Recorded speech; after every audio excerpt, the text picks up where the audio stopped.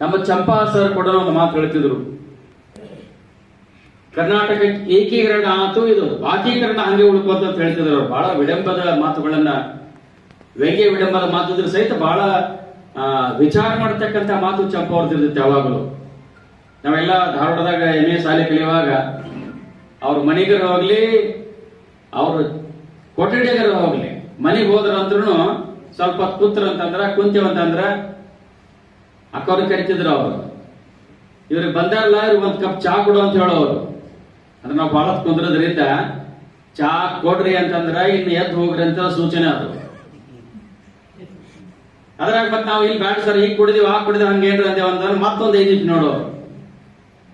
ಇವ್ರೇನು ಚಾ ಅಲ್ಲ ಅಂತಾರ ಹಂಗಾರ ಅಂತ ಅಂದು ನಮಗಿಂತ ಮೊದಲು ಅವರೇ ಎದ್ದು ಬಿಡೋರು. ಅವ್ರು ಎದ್ದು ಮಾತಾಡ್ಕೊಂತ ಬಾಗಿಲು ತನ್ನ ಬಂದು ಬಾಗಿಲ ಹಾಕಿ ಬರ್ರಿ ಹಂಗಾರ ಅಂತ ಹೇಳಿ ಒಳಗೆ ಚಂಪಾ ಕುಂದಿರ್ತಿದ್ರು.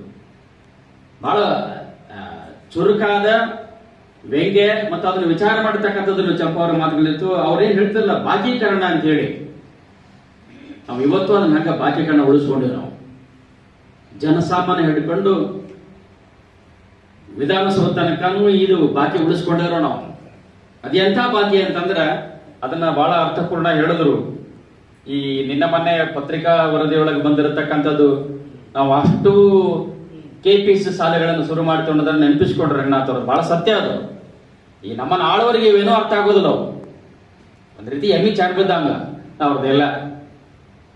ಬೇರೆ ಆಡಿನ ಚರ್ಮ, ದನದ ಚರ್ಮ ತೆಳಗಿರ್ತಾವ, ಚೂಟದ್ರ ಹತ್ತಾವಾಗ.